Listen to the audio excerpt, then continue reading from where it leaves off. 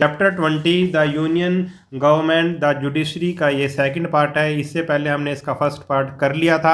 आप playlist check कर लेना, आपको प्लेलिस्ट में ये वीडियो मिल जाएगा। तो हमने सुप्रीम कोर्ट की पावर और फंक्शन तक कर लिया था। अब हम हाई कोर्ट के बारे में पढ़ेंगे। हाई कोर्ट में क्या होता है? The high court be it for one state और more than one state functions under the supervision guidance and control of the supreme court of India. अब क्या है, अभी जो हाई कोर्ट है वो स्टेट के लिए होता है या एक से ज़्यादा स्टेट को भी कवर ये कर सकता है। और उसके जो भी फंक्शन है हाई कोर्ट के, जो भी काम है और सुपरविज़न और गाइडेंस और कंट्रोल, ये किसके अंडर होता है? सुप्रीम कोर्ट ऑफ इंडिया के अंडर होता है। It is a part of integrated judicial system. और ये जो हाई कोर्ट है हमारा, क्योंकि हमारा इंटीग्रेटेड जुडिशियल सिस्टम है, उसके अंडर ही आता है। कंपोजिशन क्या है भाई? The high court consist of chief justice. High court में कौन होता है भाई? चीफ जस्टिस होता है और दूसरे जजेस होते हैं। द नंबर ऑफ जजेस varies from state to state depending on its size and population. और जो नंबर ऑफ जजेस हैं वो कम ज़्यादा हो सकते हैं, किसको देखते हुए? कि वो स्टेट छोटी है या बड़ी है और उस स्टेट की पॉपुलेशन कितनी है। The size the chief justice of a high court is appointed by the president of India in consultation with the chief justice of supreme court and the governor of the concerned state। और जो ये chief justice होता है जो किसका? High court का, उसको कौन अपॉइंट करता है? उसको प्रेसिडेंट अपॉइंट करता है। किसकी सलाह पर करता है? जो chief justice of supreme court है उसकी सलाह पर, और जो उस स्टेट का गवर्नर है उसकी सलाह पर उसको अपॉइंट करता है। किसको?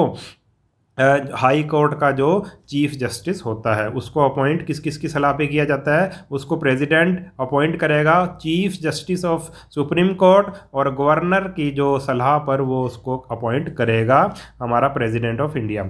सिमिलरली द अदर जजेस are also appointed by the president on the advice of chief justice of India, the governor of state and the chief justice of high court of the concern state. ऐसे ही जो दूसरे जजेस हैं, chief justice को छोड़ के जो दूसरे जजेस हैं उनको अपॉइंट भी प्रेसिडेंट ही करेगा। किस किस की सलाह पर? चीफ जस्टिस ऑफ इंडिया की सलाह पर, गवर्नर की सलाह पर, जो स्टेट का गवर्नर होगा, और चीफ जस्टिस हाई कोर्ट का जो चीफ जस्टिस होगा उसकी सलाह पर प्रेसिडेंट दूसरे जजेस को अपॉइंट करेगा। अब जैसे दिखा रहा है, ये मुंबई हाई कोर्ट है, बेंगलुरु हाई कोर्ट है, इलाहाबाद हाई कोर्ट है। ठीक है, ये सब स्टेट्स के क्या हैं? हाई कोर्ट्स हैं। ये महाराष्ट्र का हाई कोर्ट है, ये कर्नाटक का, और ये इलाहाबाद मतलब यूपी का हाई कोर्ट है। क्वालिफिकेशन क्या होनी चाहिए भाई?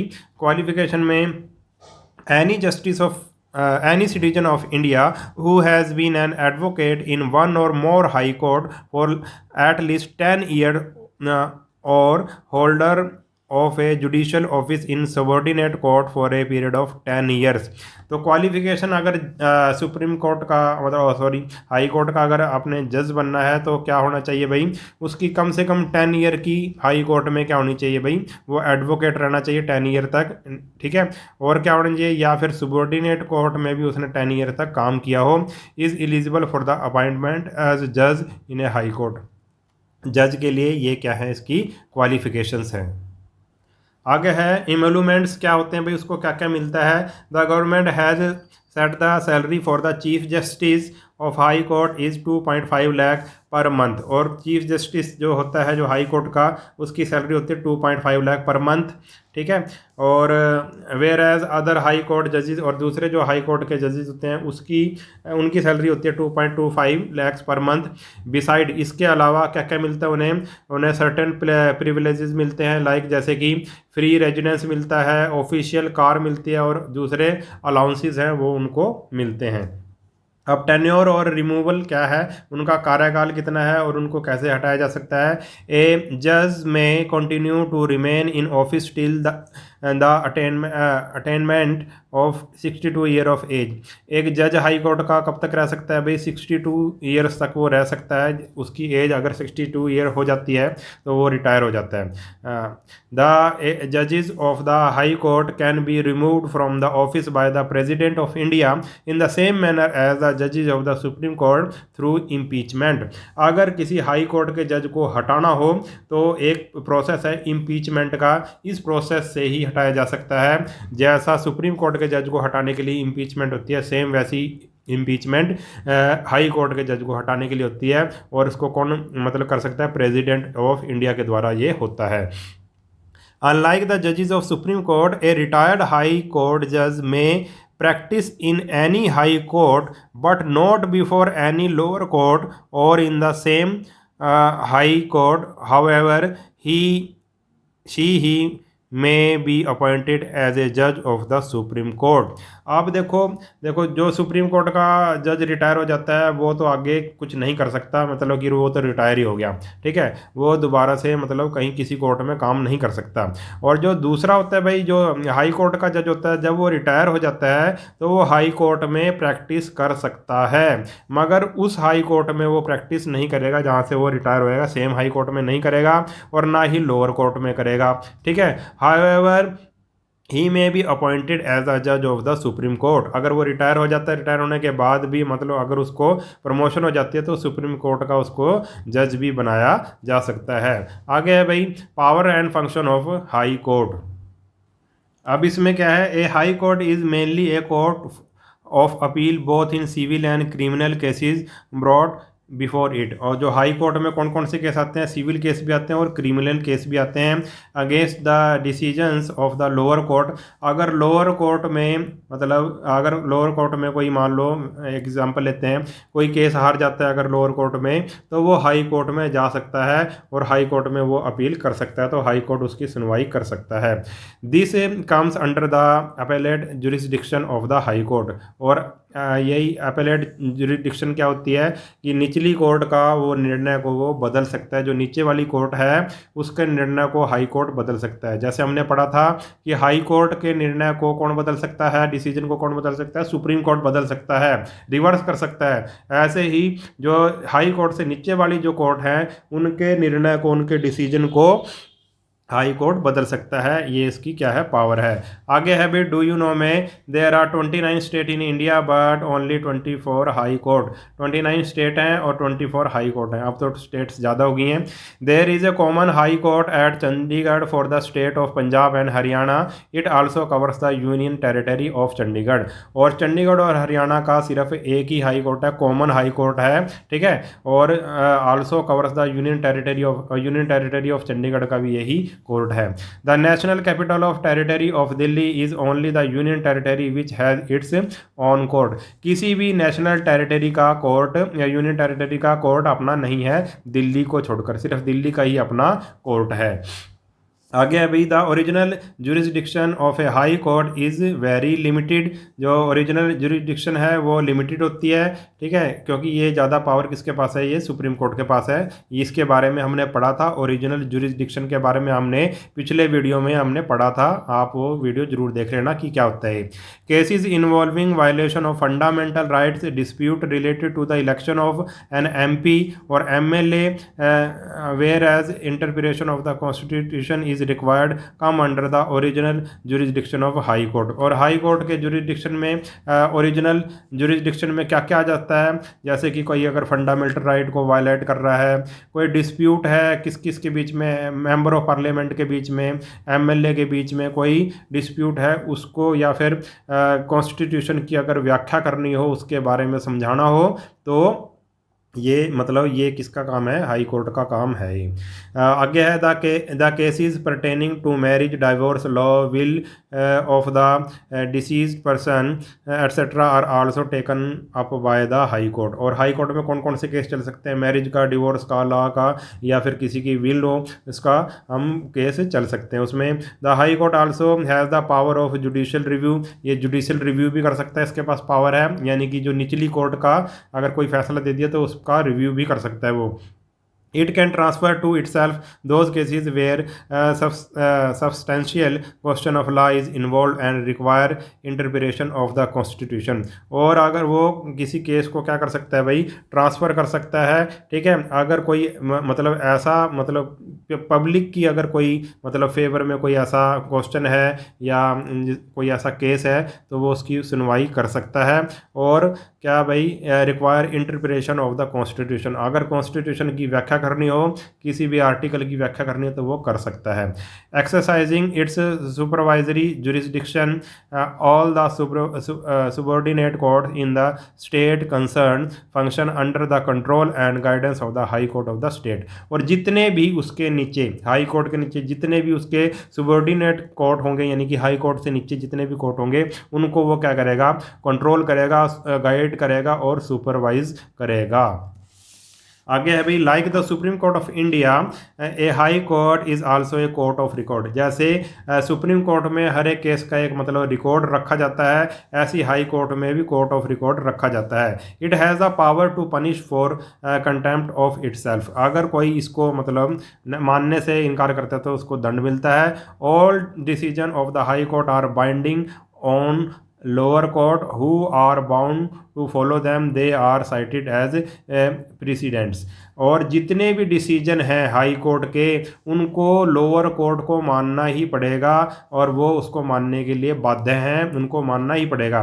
दे आर साइटेड एज प्रेसिडेंट्स, और वो उनको एक तरह से मतलब वो एक तरह से एग्जाम्पल बन जाएंगे। ठीक है, जो भी हाई कोर्ट ने निर्णय दिया है वो एक तरह से एग्जाम्पल बन जाएगा। अगर कोई वैसा केस आता है तो लोअर कोर्ट को उसी केस के आधार पर उसका फैसला करना पड़ेगा। तो वो क्या हो जाएगा, उसके लिए क्या कर बाउंड हो जाएगा, वो लोअर कोर्ट उसके लिए क्या हो जाएगा, एक तरह से बाउंड हो जाएगा, उसको वो हाई कोर्ट का फैसला मानना ही पड़ेगा। आगे है भाई subordinate courts. Subordinate courts are the lower court at the district level and below.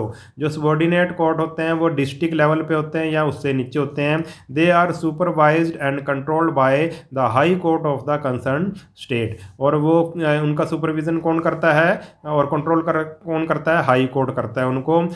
They are the civil court, criminal court and revenue court. और इन कोर्ट्स में कौन कौन से कोर्ट्स आते हैं, सुबॉर्डिनेट कोर्ट्स में सिविल कोर्ट्स आते हैं, क्रिमिनल कोर्ट्स आते हैं और रेवेन्यू कोर्ट्स आते हैं। Beside these lower court there is a provision of Nyaya Panchayat and लोक अदालत also.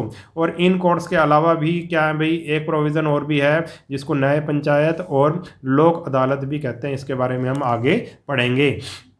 Each state of India has its own system of court but the general pattern is the same. हर एक court का अपना अपना system है, मगर जो जनरल पैटर्न है वो क्या है, सभी कोर्ट्स का सेम है। सिविल कोर्ट्स, अब सिविल कोर्ट क्या है भाई, the highest civil court in a district is called the district court.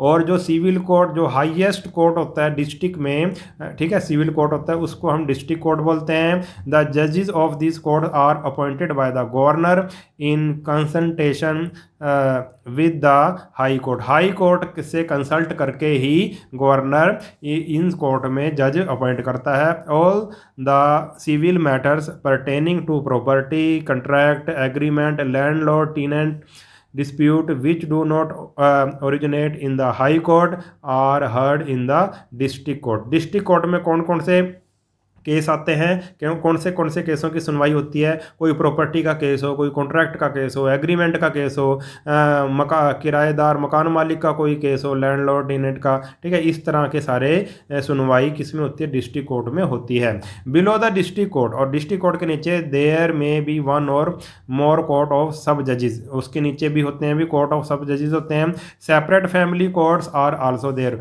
और सेपरेट फैमिली कोर्ट्स भी होते हैं। They hear cases family dispute, अगर किसी फैमिली के अंदर ही कोई डिस्प्यूट हो जाए उसको निपटाने के लिए, जैसे कि डाइवोर्स लेना हो, कस्टडी ऑफ चिल्ड्रन है, ठीक है, ऐसी चीज़ों के लिए अलग से फैमिली कोर्ट बना रखे हैं। Below them are the court of munsif, और उनके भी नीचे क्या है भाई, उनको क्या कहते हैं भाई, कोर्ट्स ऑफ मुंसिफ कहते हैं, और भी जो नीचे आ जाएंगे। ठीक है, अब आ गया भाई क्रिमिनल कोर्ट्स। क्रिमिनल कोर्ट्स में जो क्रिमिनल हैं उनके वो चलेंगे मुकदमे। For criminal cases in a district the highest court is the court of session जज। अब डिस्ट्रिक्ट में जो क्रिमिनल कोर्ट होता है उसका जो हाईएस्ट कोर्ट होता है उसको सेशन जज बोलते हैं, कोर्ट ऑफ द सेशन जज बोलते हैं। Below this court there are court of magistrate of first, second and third class, और इसके नीचे भी तीन होते हैं, कौन से, court of magistrate, court of magistrate of first class, second class और third class. In big cities like Delhi, Kolkata, first class magistrate also called क्या मेट्रोपॉलिटन मैजिस्ट्रेट। और बड़ी बड़ी जो सिटीज़ हैं जैसे कि दिल्ली, कोलकाता, ठीक है, और उसमें क्या क्या बोलते हैं भाई, फर्स्ट क्लास मैजिस्ट्रेट को क्या बोलते हैं, मेट्रोपॉलिटन मैजिस्ट्रेट बोलते हैं। उसके बाद आ गया भाई रेवेन्यू कोर्ट। इसमें क्या होता है, the highest revenue court in a district is the board of revenue which deals with the cases of land revenue. जो भी लैंड से संबंधित मतलब ज़मीन से संबंधित, रेवेन्यू से संबंधित जो भी कोर्ट होता है, ठीक है, उसको बोलेंगे हम revenue court. Court of commissioner, collector, tehsildar and assistant tehsildar work under the board of revenue. Board of revenue में कौन कौन से होते हैं भाई, court of commissioner, collector, tehsildar और असिस्टेंट तहसीलदार आते हैं। Which hears the final appeals against the lower revenue court. और जो भी उसमें मुकदमे आते हैं उनको ये सुनते हैं रेवेन्यू कोर्ट में। कौन सुनते हैं, court of commissioner, collector, tehsildar और असिस्टेंट तहसीलदार का ये काम है। जो भी रेवेन्यू से संबंधित मुकदमे आते हैं, लैंड रेवेन्यू से संबंधित, वो उनको सुनते हैं। आगे आ गया भाई लोक अदालत। ये क्या है भाई, लोक, लोक माने होता है लोग, लोगों की अदालत। अगर लोग मिल बैठ कर ही आपस में फैसला कर लें तो उसको लोक अदालत कह देंगे। देखो इसको पढ़ते हैं क्या है इसमें। It is said that justice delayed is justice denied. ये कहा गया है कि अगर न्याय देर में मिलता है तो उसका कोई भी फ़ायदा नहीं होता। Since the process of imparting justice is very lengthy and expensive, it is becoming out of reach of the common man. क्योंकि जो हमारा जो जस्टिस का जो प्रोसेस है वो बहुत ही लंबा है और महंगा है।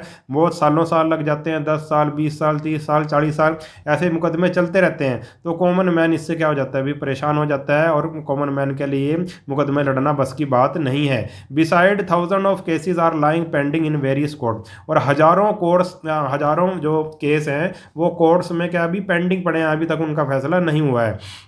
As an effort to simplify the legal procedures, reduce the cost of litigation and the provide speedy justice, लोक अदालत have been set up। और इन सब से निपटने के लिए कि जल्दी से न्याय मिल जाए, सिंपल हो जाए एक मतलब लीगल प्रोसीजर, तो इन सब से निपटने के लिए क्या बनाया भाई, लोक अदालत बनाई गई हैं। It was in 1985 when the first, और कब से शुरुआत हुई, 1985 में, व्हेन द फर्स्ट लोक अदालत वाज हेल्ड इन दिल्ली। एक लोक अदालत बनाई गई, दिल्ली से शुरुआत की गई इसकी। Who will be supervise to show about the 150 cases were settle on the first day.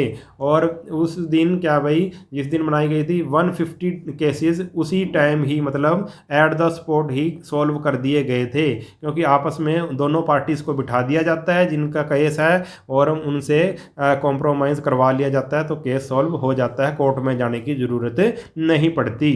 The लोक अदालत is normally presided over by a retired जज। और लोक अदालत में कौन बैठता है भाई, जैसे लोगों की अदालत में कौन बैठता है, एक रिटायर्ड जज को बिठा दिया जाता है। The disputing parties plead their case themselves. और जो डिस्प्यूटेड पार्टी होती है, दो पार्टियों के बीच में, किसी भी दो लोगों के बीच में जो झगड़ा है, वो अपने आप ही अपना केस बताते हैं, अपने आप ही जज को, मतलब जो रिटायर्ड जज है उसको सामने अपनी बातें रखते हैं, खुद ही वकील नहीं करते।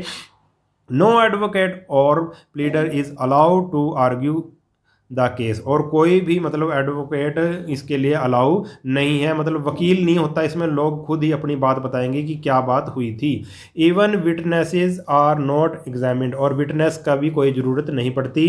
Effort are made to settle dispute through compromise, mutual agreement and on the spot decision.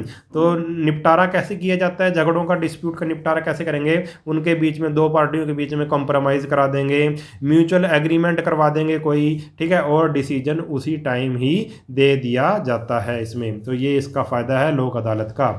Do you know में क्या है भाई, द आइडिया ऑफ लोक अदालत was mainly advocated bye justice PN Bhagwati.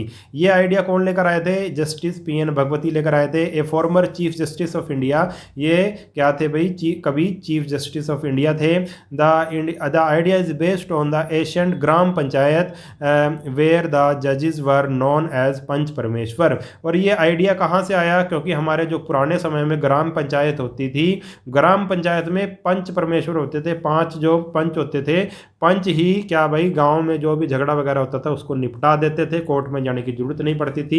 ये आइडिया वहीं से आया है। Mahatma Gandhi had also strongly pleaded the revival of gram panchayat to settle dispute without wasting time and money. और महात्मा गांधी ने भी इस आइडिया को स्ट्रांगली इसके फेवर में थे कि भाई ग्राम पंचायत को ये अधिकार दिया जाए कि वो जितने भी झगड़े वगैरह हैं उनको आपस में निपटा दें, ठीक है, और जिससे ना तो टाइम वेस्ट हो ना ही मनी वेस्ट हो। The idea of Lok Adalat is really commendable and indeed very helpful. जो लोक अदालत का जो आइडिया है वो बहुत ही हेल्पफुल है। That is why Lok Adalat are also called people's court for speedy and inexpensive justice. इसलिए लोक अदालत को मतलब लोगों की अदालत कहा जाता है, जिसमें जस्टिस जल्दी होता है, स्पीड से होता है और बिल्कुल ही सस्ता होता है, महंगा नहीं होता।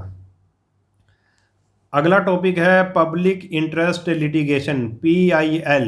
ये बहुत इंपॉर्टेंट है। Vast majority of the people living in India are poor and illiterate. जो हमारे जो देश के लोग हैं वो अधिकतर लोग गरीब हैं और अनपढ़ हैं। They can not even think of going to the court to seek justice. और वो मतलब कोर्ट में जाकर न्याय लेने की सोच भी नहीं सकते, क्योंकि उनको बिल्कुल भी इस बारे में नॉलेज नहीं है और वो गरीब भी हैं।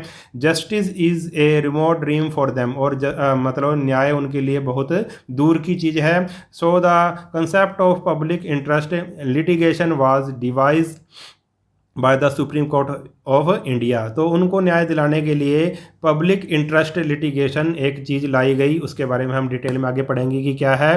Any person from a public whether affected or not may write an ordinary letter or even a post card drawing the attention of the high court of the supreme court or the supreme court toward any matter of serious public importance. देखो क्या बात कही है इसने, यही इसमें important बात है समझने वाली, कि कोई भी व्यक्ति, ठीक है, पब्लिक का कोई भी आम आदमी है, वेदर अफेक्टेड और नॉट, अगर वो उस चीज़ से अफेक्टेड है या नहीं है, तो वो क्या कर सकता है भाई, एक छोटा सा लेटर लिख सकता है, ऑर्डिनरी लेटर या पोस्ट कार्ड पे ही लिख सकता है, और हाई कोर्ट या सुप्रीम कोर्ट का ध्यान उस मैटर की तरफ, कोई सीरियस मैटर है जो पब्लिक के लिए इम्पोर्टेंट है, उसकी तरफ छोटा सा लेटर लिख के उसका ध्यान सुप्रीम कोर्ट का या फिर हाई कोर्ट का ध्यान अपनी तरफ, मतलब उस मैटर की तरफ दिला सकता है कि यहाँ पर ये चीज़ गड़बड़ हो रही है और पब्लिक इंटरेस्ट में ये चीज़ ठीक नहीं है।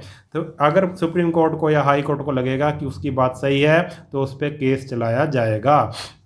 For example, one may write about the inadequate और अनसेफ ट्रांसपोर्ट सिस्टम और supply of unhygienic drinking water और about the exploitation of children and women in a particular establishment. अगर फॉर एग्जाम्पल अगर कोई देखता है कि कहीं पे अनसेफ ट्रांसपोर्ट है, ठीक है, सिस्टम चल रहा है, या supply of unhygienic drinking water, गंदा पानी कहीं पे सर्व किया जा रहा है, या फिर बच्चों का और महिलाओं का शोषण हो रहा है, तो वह लेटर लिखकर आगे सुप्रीम कोर्ट में दे सकता है इसके बारे में, तो वो केस चल सकता है। फिर if the court is convinced that the matter is of public interest it will take up and decide the case. अगर कोर्ट को लगेगा कि ये जो मैटर है ये पब्लिक इंटरेस्ट यानी कि पब्लिक के लिए बहुत ही इंपॉर्टेंट है, तो इस मैटर पर फिर क्या हो जाएगा भाई, केस शुरू हो जाएगा। Public interest litigation is a novel idea. ये बहुत ही अच्छा आइडिया है। It help the poor, the illiterate and the ignorant. और ये किसके लिए, हेल्प के लिए बनाया गया है, पुअर, अनपढ़ और जो जिसको कुछ भी नहीं पता उसके लिए बनाया गया है, क्योंकि इसमें जो भी केस चलता है उसमें बिल्कुल भी फीस नहीं लगती। The success story of the various PILs has encourage people to initiate one and more PILs on matter of urgent public importance.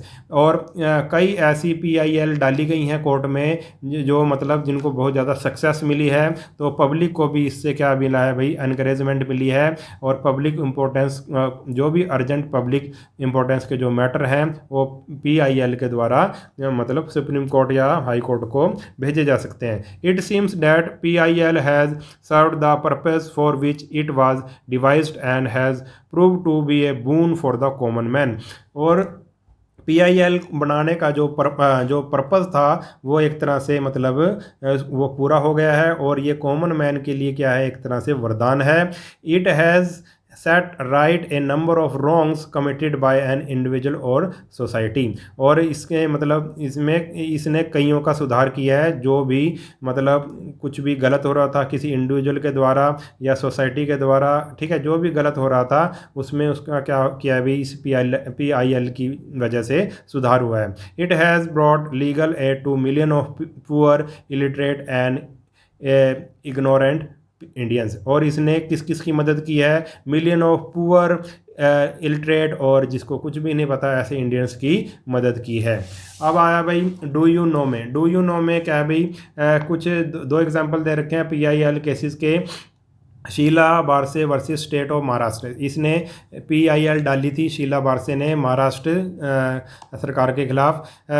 This was a historic judgment that dealt with the issue of custodial violence against women in prison. पहले क्या होता था भाई, जेलों में women's के साथ अलग से जेल कोई नहीं होती थी, मतलब गलत व्यवहार किया जाता था। तो इसने डाली थी, शीला बारसे ने PIL डाली थी कि भाई ये गलत हो रहा है। तो this resulted in an order facilitating separate police lockup for women convicts in order to shield them from further trauma and brutality। तो इसकी PIL डालने के बाद क्या हुआ भाई, कोर्ट ने ये फैसला दिया कि वुमेन्स के लिए जो भी जेल वगैरह होती है वो अलग लॉकअप का प्रबंध किया जाए और उनके साथ जो मतलब ट्रॉमा और मतलब निर्दयता वगैरह नहीं की जाए, उनके साथ अच्छा व्यवहार किया जाए अगर वुमेन जेल में है तो। दूसरा है भाई ग्रीन लिटिगेशन। ये 1998 में डाली गई थी किसी के द्वारा, PIL by environmentalist MC Mehta ने डाली थी ये PIL कोर्ट में। Behind the court order of CNG vehicles. उसने कहा था भाई CNG व्हीकल दिल्ली में उसके बाद चलने शुरू हो गए, क्योंकि जो दिल्ली में बहुत ज़्यादा पोल्यूशन होता था, उसने पोल्यूशन की तरफ सरकार का ध्यान कोर्ट का ध्यान दिलाया। तो कोर्ट ने क्या निर्णय दिया? कोर्ट ने निर्णय दिया कि अब CNG से ही चलेंगे, पेट्रोल वगैरह से नहीं चलेगा। जो भी वाहन चलेंगे, जो भी व्हीकल चलेंगे CNG से ही चलेंगे, उससे प्रदूषण कम होगा, पोल्यूशन कम होगा। CNG verdict on July 28, 1998 forced the vehicles in the capital to switch to a different fuel in order to keep a check on vehicular pollution। ठीक है, तो जो भी वाहनों के द्वारा, व्हीकल के द्वारा जो पोल्यूशन होता था उसको रोकने के लिए क्या कहा भी कोर्ट ने कि अब दिल्ली में कैपिटल में CNG से ही ये सारी चीज़ें चलेंगी। तो ये लेसन हमारा हो गया ख़त्म। अगर वीडियो आपको अच्छा लगा है तो चैनल को सब्सक्राइब कर लेना और वीडियो को अपने सभी दोस्तों के साथ शेयर ज़रूर करना और मुझे कमेंट करके बताना कि किस किस ने वीडियो को शेयर किया है। मिलते हैं नेक्स्ट वीडियो में, तब तक के लिए नमस्कार।